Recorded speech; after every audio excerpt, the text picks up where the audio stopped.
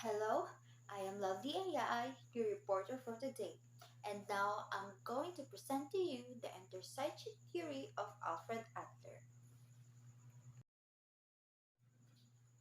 But before we proceed to his theory, let us know who is Alfred Adler. So Alfred Adler was born on February 7, 1870 in Rudolfsheim, a village near Vienna. He died on May 28, 1937. He was an Austrian medical doctor, psychotherapist, and he is also known for his theory, the individual psychology. So let's proceed to Alfred's life. So as a young boy, Adler was weak and sickly, from rickets to pneumonia. He eventually died because of it at the age of 5, due to his health problem as a child, along with the death of his younger brother. Adler motivated to become a psychiatrist. So Adler attended elementary school with neither difficulty nor distinction. However, when he entered the gymnasium in preparation for medical school, he did so poorly that his father threatened to remove him from school and train him to a showmaker. Sigmund Adler, the childhood rival whom Adler attempted to surpass, but remained a worthy opponent. And in later years, he became very successful in business and even helped Alfred Adler financially. Adler began his medical career as an ophthalmologist, but he soon switched to general practice. By 1910, although Adler was president of the Vienna Psychoanalytic Society and co-editor of its journal, he was also an increasingly vocal critic of Freudian theory. He soon severed all connections with the psychoanalysis and began to develop his own approach to personality. So Alfred moved to the United States in 1929, settling in New York City, where he continued to work to develop and to promote his individual psychology. So Adler left the Freud circle and established an opposite theory, which became known as individual psychology. Individual psychology focused on the uniqueness of each person and denied the universality of biological motives and goals. It is also a theory of human behavior, emphasizing the drive to overcome feelings of inferiority by compensation and the need to achieve personal goals that have value for the society. Let's move to the Adlerian theory of personality. So these are the main tenets of the Adlerian theory. Hence, people are born with weak, inferior bodies or a condition that leads to feelings of inferiority and a consequent dependence on other people.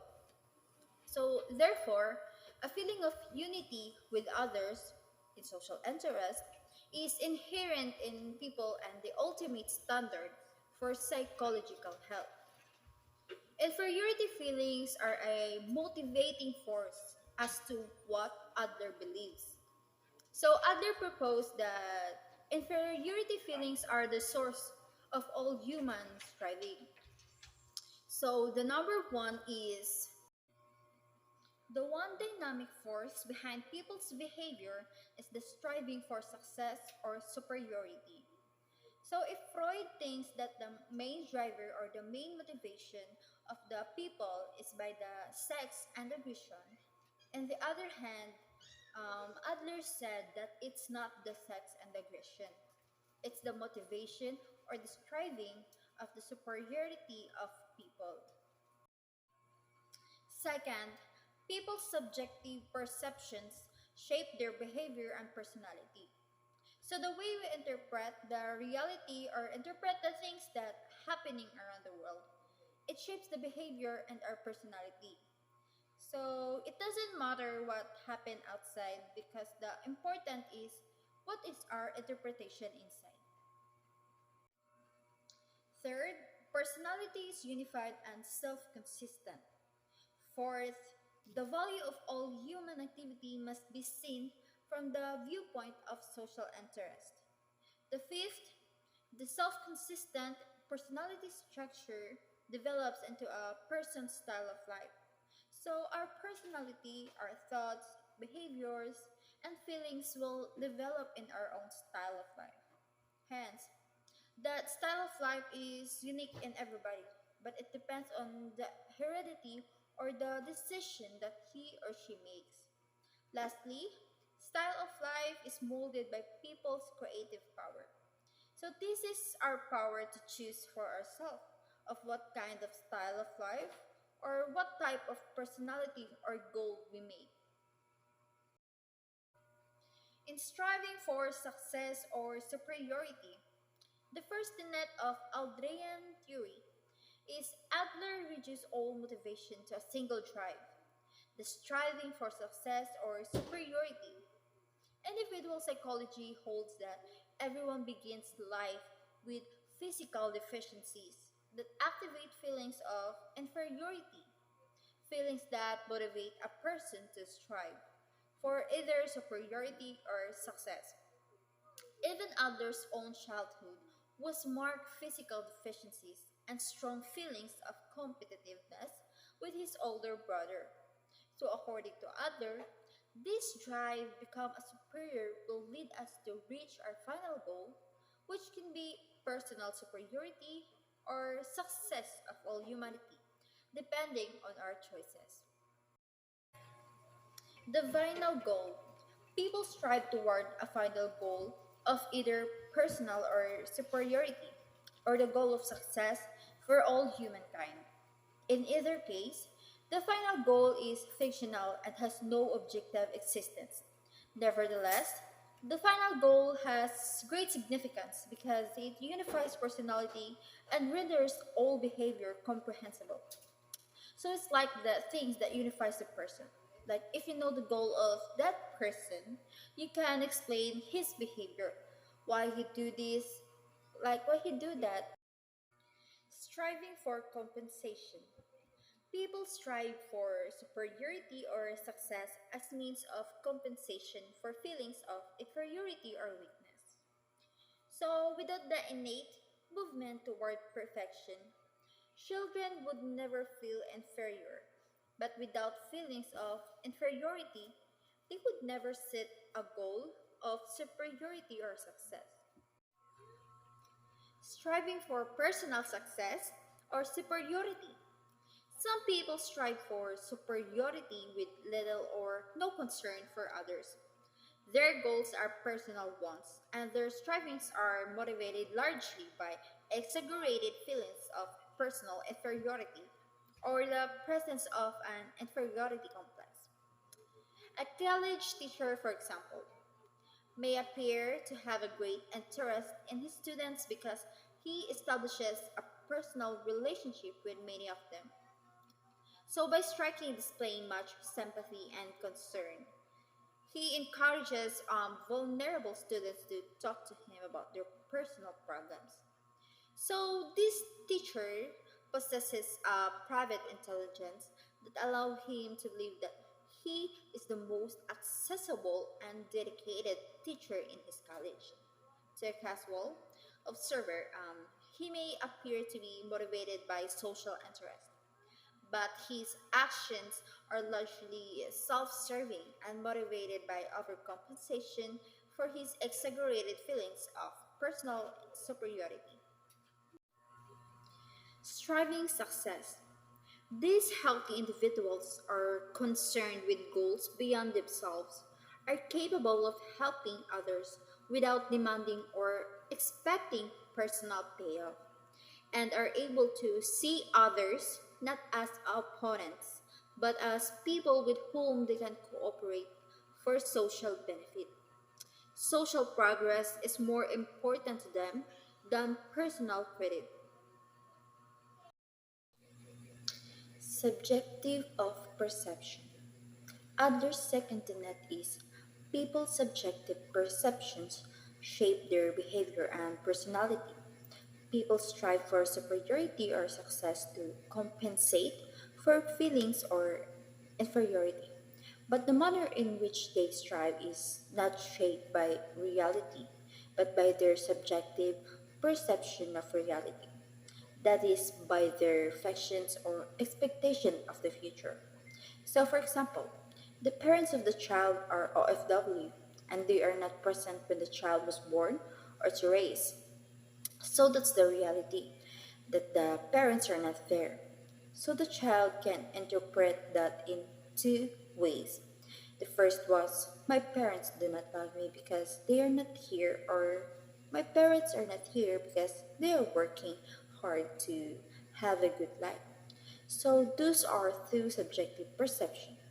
So that two perception can influence the child the way he behaves. Physical inferiorities. Adler insisted that the whole human race is blessed with organ inferiorities. These physical handicaps have little or no importance by themselves, but become meaningful when they stimulate subjective feelings of inferiority, which serve as an impetus toward perfection or completion. Like short people, some of them want to become a basketball player, so they show that they are good on it, even if they are small, to prove others that height doesn't matter. So it depends on the subjective perception of the person and how he handled it. Unity and self consistency of personality. The third tenet of Aldrian theory. Personality is unified and self consistent. We all know that personality is a pattern of relatively permanent traits and unique characteristics that give both consistency and individuality to a person's behavior. Adler wished to stress his belief that each person is unique and indivisible. Thus, individual psychology insists on a fundamental unity of personality and the notion that inconsistent behavior does not exist. Thoughts, feelings, and actions are directed toward a single goal and serve a single purpose. Adler recognized several ways in which the entire person operates with unity and self consistency. The first of these he called organ jargon or organ dialect. Organ dialect, according to Adler, the whole person strives in a self consistent fashion toward a single goal, and all separate actions and factions can be understood only as parts of this goal. The disturbance of one part of the body cannot be viewed in isolation, it affects the entire person. Through organ dialect, the body's organs speak a language which is usually more expressive and discloses the individual's opinion more clearly than words are able to do. So, one example of organ dialect might be a man suffering from arthritis in his hands. His stiff and deformed joints voice his whole style of life. It is as if they cry, see my deformity, see my handicap. You can't expect me to do manual work. So, without an audible sound, his hands speak of his desire for sympathy for others. Conscious and unconscious. Adler defined the unconscious as that part of the goal that is neither clearly formulated nor completely understood by the individual. Conscious thoughts are those that are understood and regarded by the individual as helpful in striving for success, whereas unconscious thoughts are those that are not helpful. Social interest. The fourth of Adler's tenet is the value of all human activity must be seen from the viewpoint of social interest. Roughly, it means a feeling of oneness with all humanity. It implies membership in the social community of all people. So, social interest is the natural condition of the human species and the adhesive that binds society together. Origins of social interest. Social interest is rooted as potentially in everyone, but it must be developed before it can contribute to a useful style of life. It originates from the mother child relationship during the early months of infancy. Every person who has survived infancy was kept alive by a mothering person who possessed some amount of social interest. Importance of social interest. It is not synonymous with charity and unselfishness. It doesn't mean that you are helping a charity. It means that you are already have a social interest. Your subjective perspective is like about helping the society, contributing to the society, not necessarily making yourself superior. Style of life. Adler's fifth tenet is the self consistent personality structure develops into a person's style of life. So, style of life is the term Adler used to refer to the flavor of a person's life. It includes a person's goal, self concept, feelings for others, and attitude toward the world. It is the product of the interaction of heredity, environment, and a person's creative power. Creative power. The final tenet of Adlerian theory is style of life is molded by people's creative power. So each person, Adler believed, is empowered with the freedom to create her or his own style of life. Ultimately, all people are responsible for who they are and how they behave. And Adler used an interesting analogy, which he called the law of the low doorway. If you are trying to walk through a doorway 4 feet high, you have two basic choices. First, you can use your creative power to bend down as you approach the doorway, thereby successfully solving the problem. Or you can bump your head until it breaks down so you can press through it. So, whatever choice we make, it depends on our creative power. We're here at the application of individual psychology. We have divided the practical applications of individual psychology into four areas. The first, family constellation; second, early recollection; third, dreams; and fourth, psychotherapy. Family constellation is the birth order, the gender of their siblings, and the age spread between them. Early recollection: our personality is created during the first 4 to 5 years old. Early memories indicate the style of life. Dreams. Dreams involve our feelings about current problems and what we intend to do about it. Dreams are oriented toward the present and the future, not the past. And lastly, psychotherapy is to enhance courage, lessen feelings of inferiority, and encourage social interest.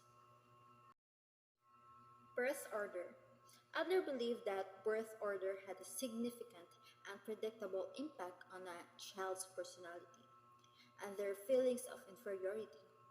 All human behavior is goal oriented and motivated by striving for superiority.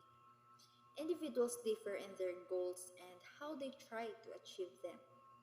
The theory claims that the order in which a child is born shapes their development and personality. Adler also claimed that family, community, and social aspects play a major role in shaping a child's personality. Thank you so much for watching, and you can read the individual psychology of Alfred Adler in the given reading material. in personality number 7, page 75, and personality number 8, page 142.